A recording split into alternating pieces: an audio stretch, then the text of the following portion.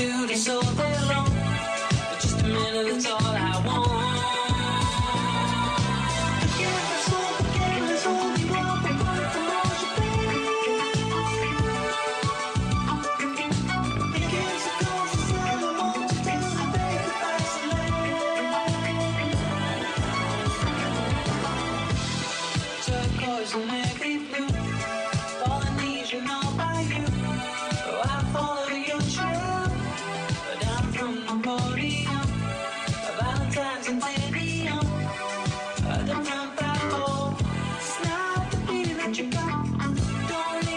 Bonsoir Marie, c'est donc le retour du groupe français Phoenix avec un nouvel album. Oui, donc un groupe versaillais d'électropop qui existe depuis 20 ans.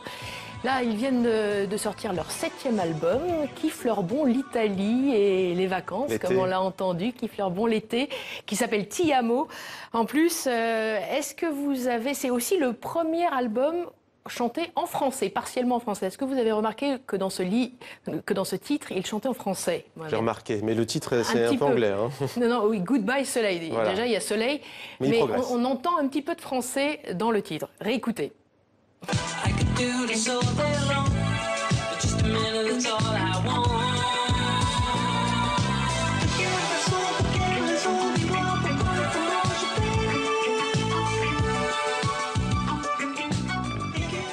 C'est difficile à percevoir parce que c'est très chanté. Vous avez bien fait de mettre les sous-titres. Voilà, de quelle façon, pour quelle raison, dis-moi pourquoi, comment je fais. Est-ce que vous savez comment ça s'appelle un vers comme ça? Absolument pas. Un hexamètre. C'est un vers en 16 syllabes et non pas en 12, donc c'est pas un alexandrin. Ça me permet de faire la transition parce qu'on va parler de poésie un petit peu. Absolument, Marie, la poésie que l'on aime tant en 64 minutes à TV5 Monde. Une fois n'est pas coutume, avec le 35e marché de la poésie, ça se passe en ce moment à Paris. Oui, ça a commencé hier, ça se passe place Saint-Sulpice, au pied de l'église du même nom. C'est le premier marché de ce type dans le monde.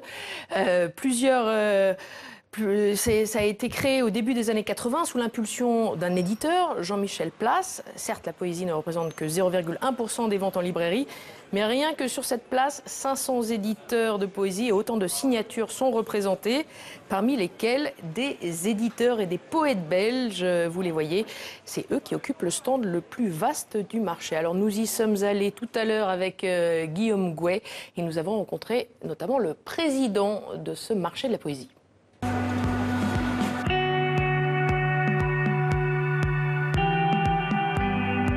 C'est un secteur qui est à la fois marginalisé dans la grande édition, mais tout le monde écrit de la poésie. C'est ça qui est tout à fait étonnant. Il y a des milliers de personnes en France qui tous les jours écrivent de la poésie. Alors elle vaut ce qu'elle vaut, mais en tout cas qui font ce geste de subjectivation en quelque sorte. Et ce geste-là, je trouve qu'il est essentiel. Et il dépasse finalement même l'édition où c'est quelque chose qui est propre en quelque sorte à une façon d'être au monde quand on ne se satisfait pas finalement de la société de la marchandise ou de la société de consommation d'objets, mais qu'on se pose la question de son être au monde et de son rapport à la langue. Quand on a reçu des différents pays d'Afrique, on a rencontré en fait des griots, on a rencontré des poètes pour lesquels la question du livre ne se posait pas. C'est la question de la mémoire et de la transmission qui se posait. Et ça, c'est intéressant parce que c'est une leçon pour nous. Par exemple, ce qui est sidérant, c'est que quand on voit sur la scène du marché des poètes français en lecture, ils ont leurs textes sous les yeux, ils lisent leurs textes. Quand on s'adresse à des poètes africains, pas tous, mais une grande majorité, ou des poètes russes, par exemple, ou d'Europe centrale, ils lisent leurs textes. Ils les ont dans la tête, ils les ont en mémoire. Alors moi, je ne suis pas vraiment poète, mais je suis bien française puisque j'ai mes textes que je suis. Alors c'est à visiter jusqu'au 11 juin et devinez qui sera l'invité d'honneur l'année prochaine. Le Québec. Le Québec. Vous me l'avez dit.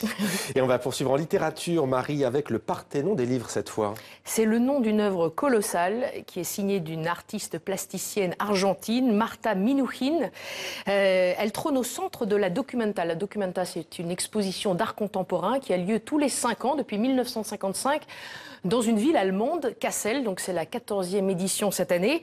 L'installation, elle, a exactement la même taille que le Parthénon d'Athènes. Elle se veut un plaidoyer contre la censure. Elle est composée de 100 000 exemplaires de 117 livres.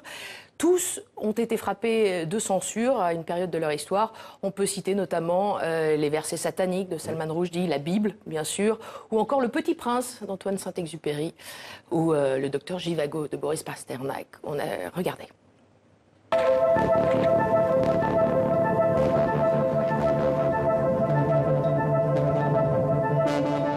On a une attention très proche, une proximité avec les livres et après la monumentalité du bâtiment. C'est ça aussi qui est extrêmement attirant dans cette œuvre, c'est qu'elle a des qualités presque opposées.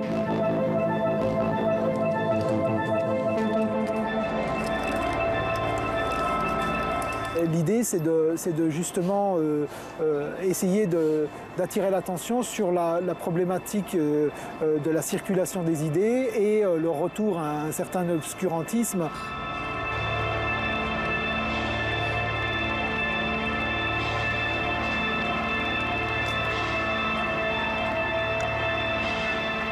Donc voilà, la Documenta à Kassel en Allemagne jusqu'au 17 septembre.